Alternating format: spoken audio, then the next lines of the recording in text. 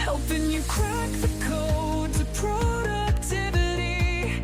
Every Wednesday's our community. So what I am going to be doing is basically starting off with the fundamental framework that I always use. I always say business needs to have a strategy, or it could be a tactic if you're a small employer or you're a solopreneur. But then that strategy has got to be implemented by employee, which could be you, or by a team of people. But having a great strategy and great employees is not enough. You need to have customers to actually buy your products and services so your business can thrive. Now, what we do is basically we talk about the intersection of these three circles, the three areas. We talk about the first area where the customers and the employees side intersect, which is basically where the delivery of your product or service happens. This is where your customer experience is shaped. So that's the D. And the second bit is where the intersection between employees and strategy happens, where employees have to be aligned with what you want them to do. And that's the E, which is the engagement. The third bit is where the customers and strategy intersect, which is where the market alignment happens. I mean, you can't build something and expect they will come. So you try and understand what your market's challenges are, their needs, unmet and met, latent or visible needs, all those things you get, and then you align your product and service to answers those needs. And the last bit is what we call as the leadership.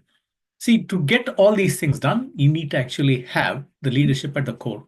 So what I do is basically I use this to say this is like a propeller, which a leadership propels the performance of the organization. And people who know me know I love creating acronyms. So that's why the DEAL acronym, where we talk about delivery, engagement, alignment, and leadership.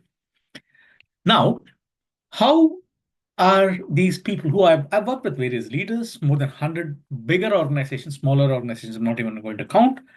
What are they doing which is different? So all the leaders that I've worked with have a very clear why. They know why they're doing what they're doing, and they are aggressively focused or passionate about growth. And they do that by getting and creating amazing customer experiences. And they do that by nurturing talent, getting employees feel valued, respected, trusted, and they do that with effective execution. They have amazing process excellence. They focus on what I call as the humanics and the mechanics to achieve amazing results.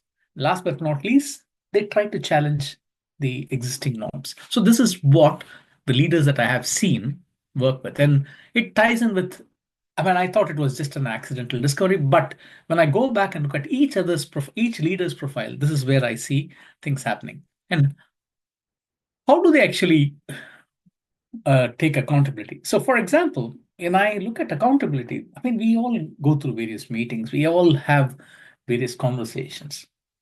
When I ask people to describe what accountability is, I get various definitions. That's a fundamental thing. When people talk about, oh, accountability is ensuring people deliver what I ask them to deliver. Or is it about meeting something a specific objective or task or deadline?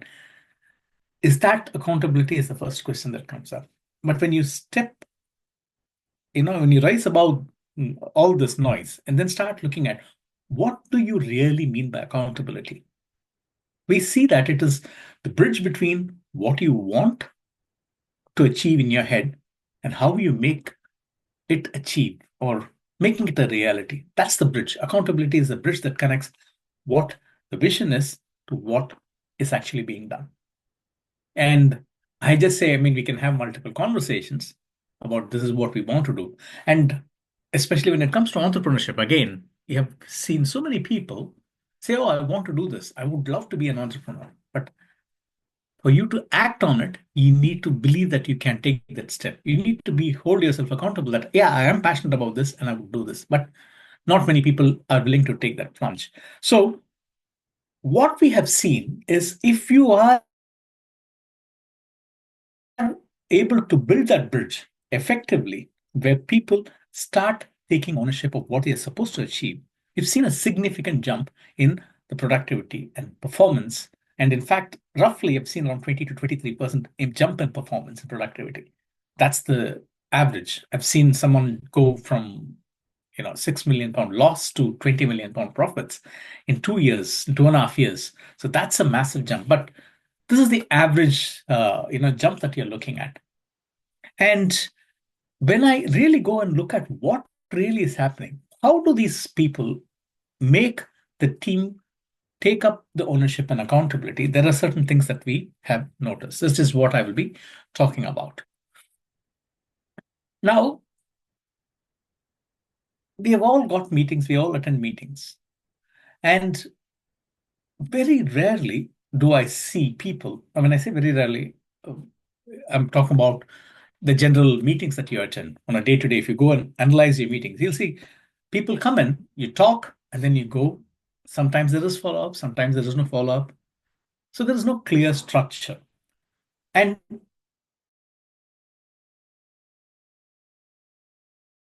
why are we meeting? What is the purpose of this conversation? What are we going to do as a result?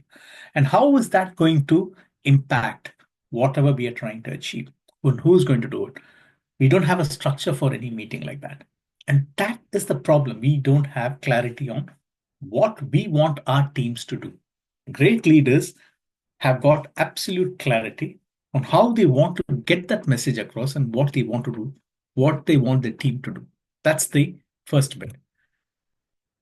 Then we also have meetings where we've seen people say, oh, yeah, we will do it, we'll do it.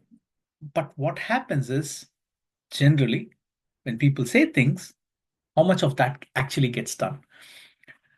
It's no wonder that more than 2/3 of cultural initiatives fall flat on its face because people are not able to communicate effectively and bridge that gap between what is there in their head to what they want to achieve. B, they are not clear as to how you can do what you want to do and what is the cost of inaction. That is not something which is spelled out very effectively. Sometimes it comes as a threatening message, not endearing. Sometimes it comes as very passionate or too endearing message, and it does not hit the right note. And sometimes we don't talk about it at all. And the third thing that actually hampers it is urgency. Oh, we're trying to do something strategic. No, no, no, this is important. Let's get this done. So people are always firefighting. And when that happens, the strategic agenda is just pushed back and back and back. So when that happens, that becomes the norm. That's the culture. Oh, we actually enjoy firefighting. That's how we do. So then that's where accountability takes a big hit. So what do we do differently? And what did this particular client do differently? And before I do go that, this is what he said. This is one of the conversations that I had with the chief exec who said this. I'm not going to read this, but what he said was, in my organization, a culture of inertia existed. People are not ready to take any ownership or accountability. And he wanted to change it. He was brought in to change that. So accountability has been the key thing that actually he's been focusing on. And when you start with a cultural change, the first thing you do is focus on getting people on the bus or in the bus and getting them to sit in the right seats. So how do you do that? So this particular company, I'm going to talk about what we did with this company. They started with a stakeholder map, and we all know about stakeholder mapping, power of influence and all that, proximity to the influence and all that stuff. So they did that. But what they did was they did this with a slight twist. They actually created it like a visual. What they did was they created it like the chief exec said, I am King Arthur. I want my knights around the table. So they created a visual of a table and had people around it, images of people around it. And then they clearly mentioned who is doing what and what is their impact of them doing or not doing what they say they're going to do. And it was created as a nice visual. And they created some interesting facts that people didn't know about each other. Like, for example, one of the managers said that he was living on fries and nachos and tacos for a week. And his passion for that led him to do something which no one knew. And the other one said he was shot multiple times. And you actually go and look at it, the fine print says He was shot because he was the guy who collects the birds after being shot in the, and when you go for bird hunting, I don't know what that is called, but suddenly you get a different personality and perspective of people. And they started using this as the fundamental tool to communicate with each other, to understand what each one can do or can't do, and how that is going to impact. So this is an example. This is actually the diagram which is there, which basically you can see they had the purpose, they had people around, and each one's roles and responsibilities was clearly defined. And what they did here was articulated. So this could be circulated to the entire organization. Then they started building frameworks for accountability. When I say frameworks for accountability, which is basically where they said, okay, this is what we are going to do. And we want to bring the change. And if we are going to bring this change, what are the things that that's going to get impacted from a process perspective, from a people perspective? Then they started looking at how will that impact the ultimate customer delivery. Remember when we started, the remit was to bring this change by bringing people on board without losing customers. So they had to look at everything, and then they discussed it in detail, clearly identifying what success would look like. They had a milestone, they had some targets, and metrics were linked back to performance. And what they did was they actually built small groups within the senior management team where each one supported each other. One was made responsible, the other two were mentoring them, and vice versa. So they had an ongoing conversation. And then they started rolling it out into the organization where they said, this is why we are doing what we are doing. This is how we're going to change the culture. And we know that you are worried about this. This is not about, reducing headcount. Because when you talk about change, that's the first thing that comes up. Oh, am I going to lose my job? Which then impacts how you are, going to behave, which because at the deeper level, you feel that it could be a threat. You might lose your job, which means it impacts your engagement. And as a result, your accountability goes through the door. So they made that absolutely clear. And they actually showed how each person could, create an impact in whatever they are doing to ensure that the journey that they are on is going to be fruitful and they get there on time with everyone intact. And they did it layer by layer rather than roll the entire thing across the organization. And I've seen this, and we have tried it a few times with some bigger organizations, even with 45,000 employees. When you run it layer by layer, it becomes easier for the manager to communicate to his or her layer, get them to understand what needs to be done, and then you percolate it down. It takes a while, but when it goes down, people are able to see the impact. People know that it is not going to impact them in a negative way. So they are more positive about the whole thing. And as a result, you can get a lot of people on board. What we then did was we actually got them to look at everything that is being done, but empowering them. Because what the chief exec was clear was it's not about micromanagement. We don't want to micromanage people. We want to empower them, but we want to give them absolute clarity on what needs to be done, and we want to get their commitment. And by doing that, we will get to where we want to. And they looked at the 6 C's to influence the people side of things by creating a common purpose. Why are we doing? What are we doing? Clear expectations. What do we want from you? Communication. This is how we're going to do. And this is how we're going to ensure that we all act together. So, for example, if someone says, I want to get it done at all costs, is it, expediency over quality? Are you going to cut price to get more sales? Are you going to compromise on your process to finish your project on time? So the clarity of what everything that was sent out was evaluated and clearly communicated so people understood what it meant and how it is going to impact them, the people below them, and how it's impacting the overall journey. And of course, you had to have support and coaching and mentoring. So we actually got people in the leadership team mentoring and coaching people across the rungs of management. And that actually built a very positive vibe across the organization. One of the things that we saw was we started by getting them to build a community of people who are tackling a specific project because this was rolled across Europe. Someone who's working on one area could in Germany was paired with someone who's working across the same area in Paris or in France or in Sweden, and they were able to exchange ideas, and they formed their own groups, and their own ideas were then brought into fruition, and they were given the authority to execute it. So that way, what we did basically had an impact, and as a result of all this, they were able to complete the journey of transition from 2 years, the cultural journey, within 15 months. And it was a very powerful transition. And the key factor that was responsible for it was the chief exec and the leadership team ensured that people understood what they're supposed to do, how they're supposed to do, what is the impact of doing things or not doing things, and giving them the right tools and knowledge and training to help them get there. So this is what we did with the organization.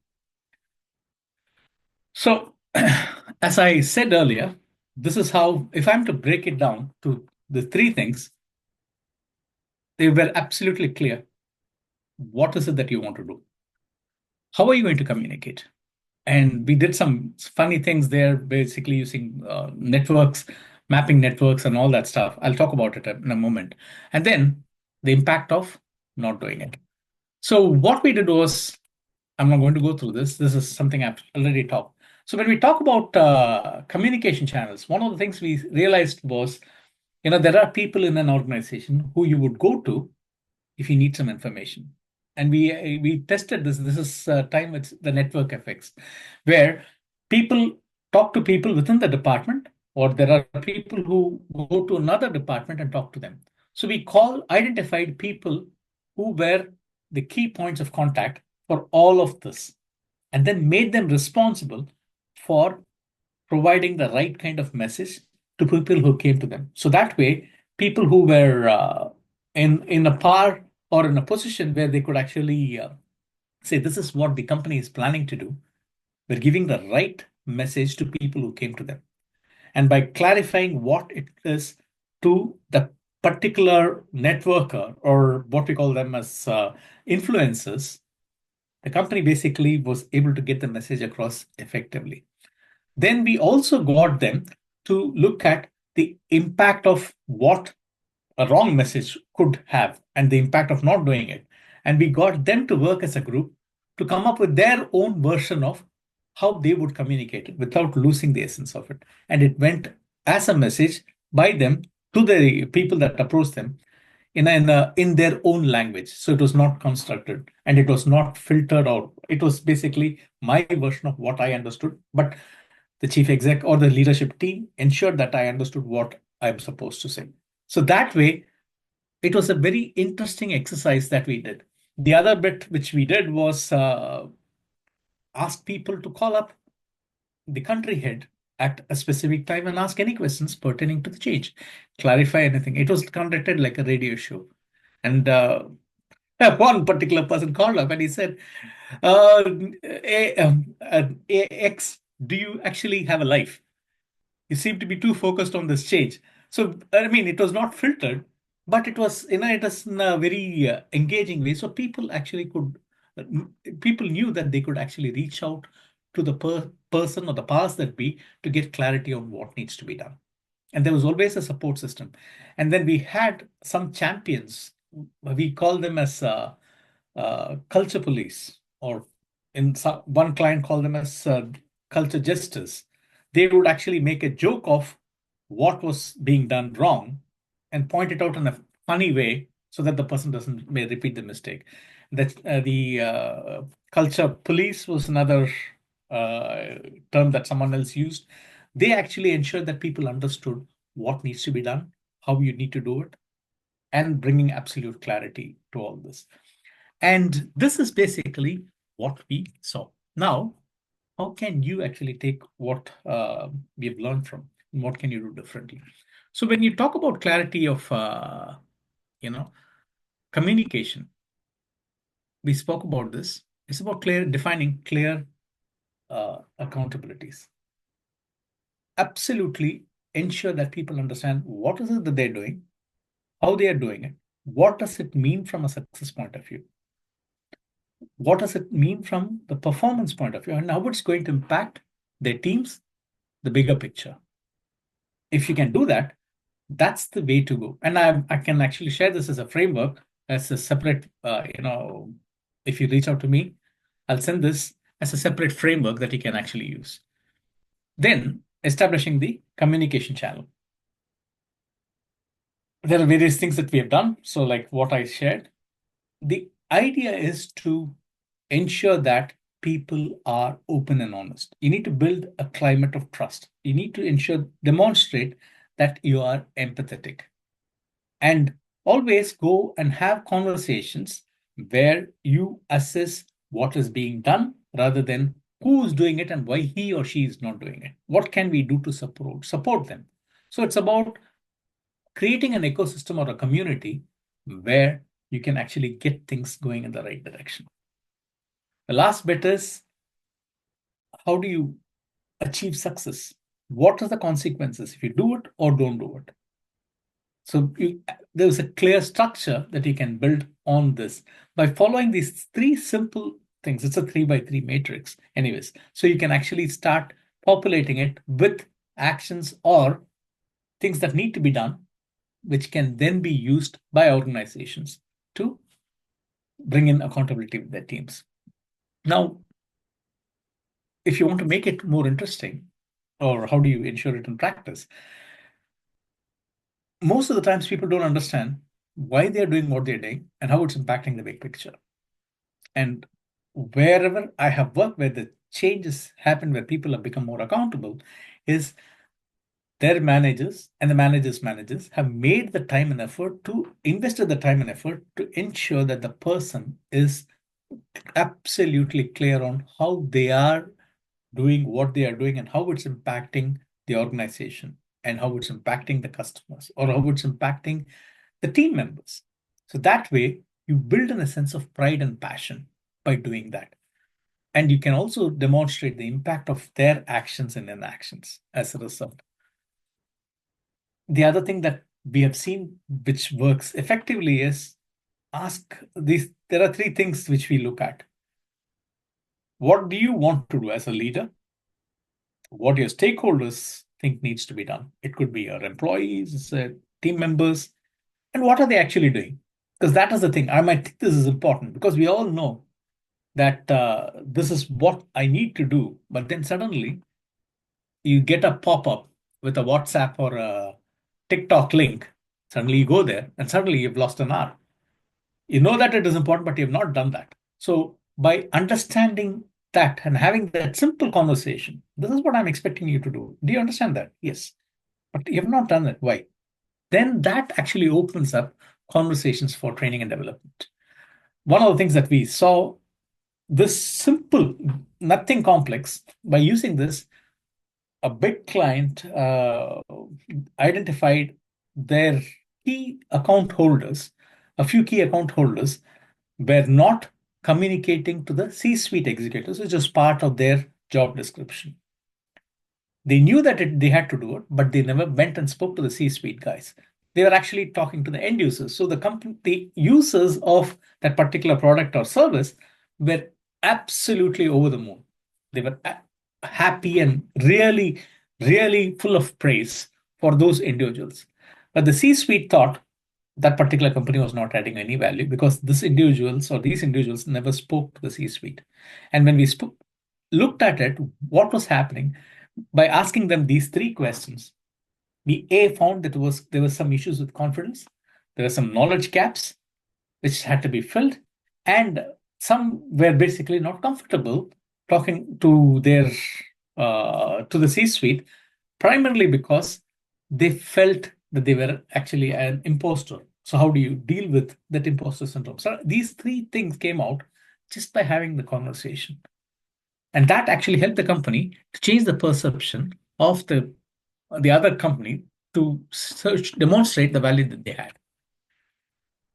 One of the things that happens in these changes that I've seen is meetings are set with clear views on what are the roadblocks, where are we? People call it, the crocodile nearest to our canoe, or what is the burning platform? conversations were had to address that particular thing. No deviations, and they walked out with clear actions, clear wins, what needs to be done. And always use this to develop a training and development plan. More importantly, always I'd say understand the value of humanics and mechanics. How can people, because you can have the best process in the world, if people are not going to be engaged or involved, it's not going to work. Accountability goes for a six. So you need to go back and try and understand what can you do to build relationships.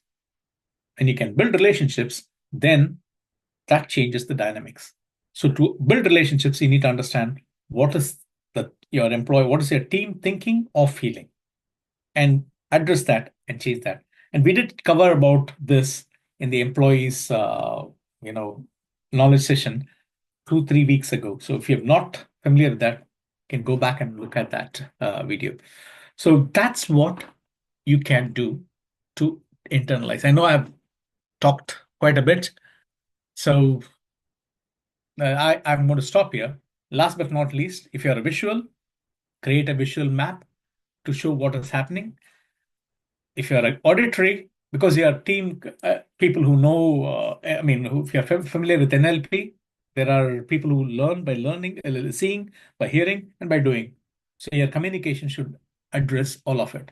So create a visual map, communicate, speak regularly, hold meetings, town hall meetings or workshops to show what people are doing and how that's impacting them and how it's impacting the change. That way you can build accountability. And that brings us to the end of the session. Next week, we're going to be talking about culture. How do you build a culture that can be replicated? And I'm going to stop here. Hope you found the session valuable. If you have any questions, happy to answer them now.